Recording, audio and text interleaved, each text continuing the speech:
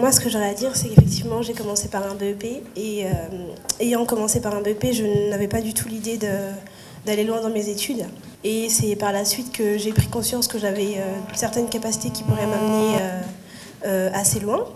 Et donc j'ai décidé comme il était possible de passer d'un BEP à la filière STG, j'ai décidé de passer en STG. Et une fois arrivée en STG, donc j'ai fait une première communication.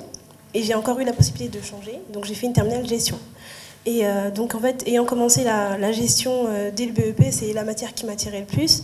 Et c'est en même temps ce qu'on fait aussi le plus en classe préparatoire. Donc aujourd'hui, c'est dans la gestion plus ou moins que je vous ai travaillé sans être fermée à d'autres portes parce que j'ai beaucoup changé d'avis durant ma scolarité et je me ferme à rien. Donc j'attends de voir si, arrivant en école de commerce, je trouverai une filière qui m'intéressera plus que la gestion, par exemple, parce qu'il y a beaucoup de formations offertes par les écoles de commerce. Des passerelles.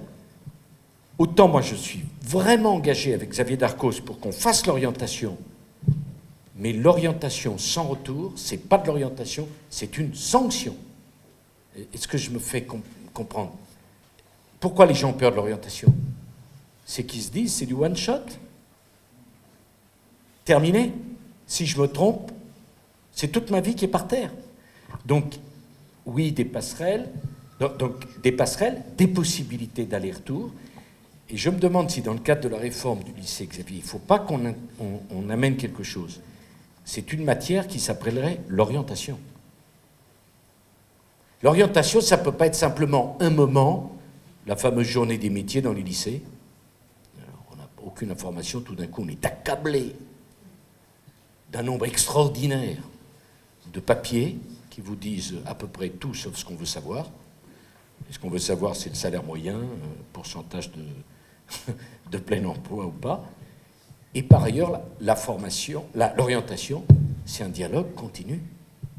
Ce n'est pas quelque chose qui se fait une fois à la fin de la seconde ou à la fin de la troisième ou en cours de première. Je pense que là aussi, il faut qu'on intègre une culture de l'orientation qui ne soit pas vécue comme une sanction et pas comme une sélection déguisée dans le cursus lycéen. Qu'on se l'approprie, que vous l'appropriez, hein, avec des possibilités de retour, de revenir en arrière, etc. Voilà.